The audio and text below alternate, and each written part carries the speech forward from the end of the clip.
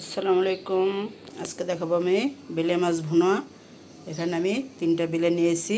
দেখেন বেলে মাছটা, এটা হয়েছে হাজব্যান্ড ওয়াইফ আর হইলো বাচ্চা।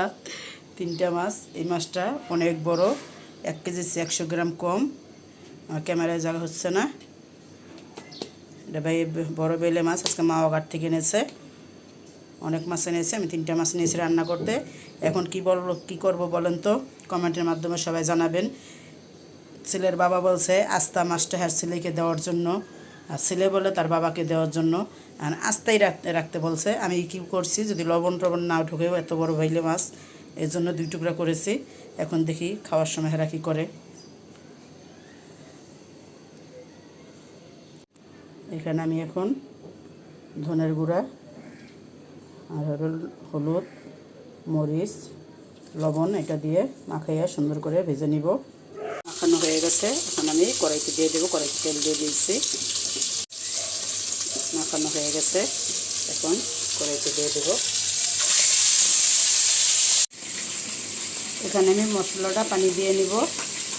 এখানে 1 চা চামচ ধনের গুঁড়া আর সামান্য পরিমাণে মরিচের গুঁড়া, আমি কাঁচামরিচ দেবো। গরমের ভিতরে শুকনো মরিচটা খাওয়ার কম চেষ্টা করি। আর দিব 1/2 চামচ হলুদের গুঁড়া, মশলা একবারে কম দিব। আর এখানে আদা রসুনের জিরার পেস্ট নিয়েছি 1 চা চামচ। এটা এখন আমি পানি দিয়ে গুলিয়ে নিব। 2টা সাইড ভাজা হয়ে গেছে, এখন আমি তুলে নিব।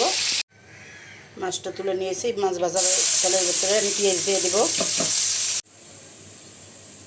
পেঁয়াজটা ভাজা হয়ে গেছে, এখন আমি একটা টমেটো নিয়েছি, টমেটোটা দিয়ে দেব।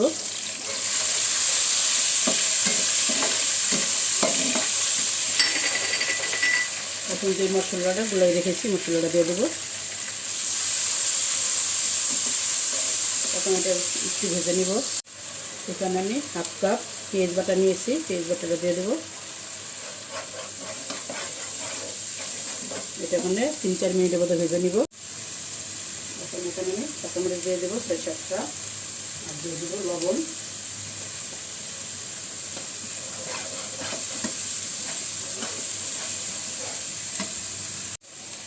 মশলাটা কষানো হয়ে গেছে, তেল ছেড়ে দিয়েছে দেখুন। এখন আমি এখানে 2 কাপ পানির মতো দিয়ে দেব। পানিটা বড় আসলে মাছ দিয়ে দেব।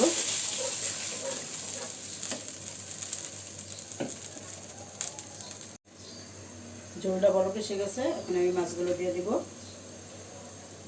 এই যে মাছের তেলটা,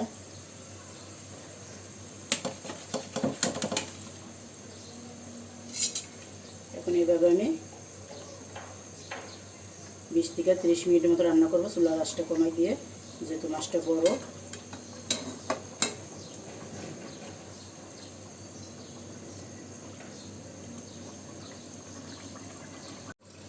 দেখি মাছের কি অবস্থা।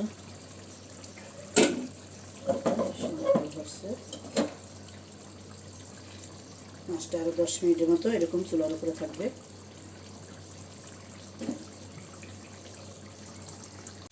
মাছটা হয়ে গেছে, এখন আমি জিরার গুঁড়া দিয়ে 2 মিনিট রেখে নামাই ফেলবো।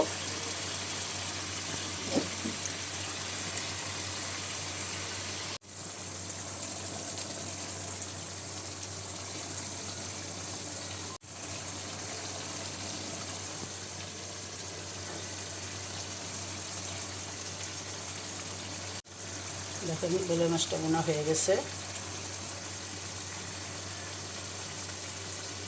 এরকম হয়েছে আমাকে জানাবেন কমেন্টের মাধ্যমে।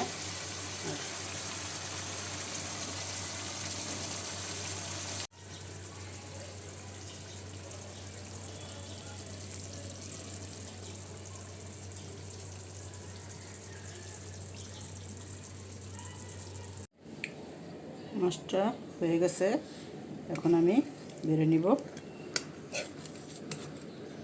দেখেন কতটা সুন্দর, একবারে লোহনীয় হয়েছে।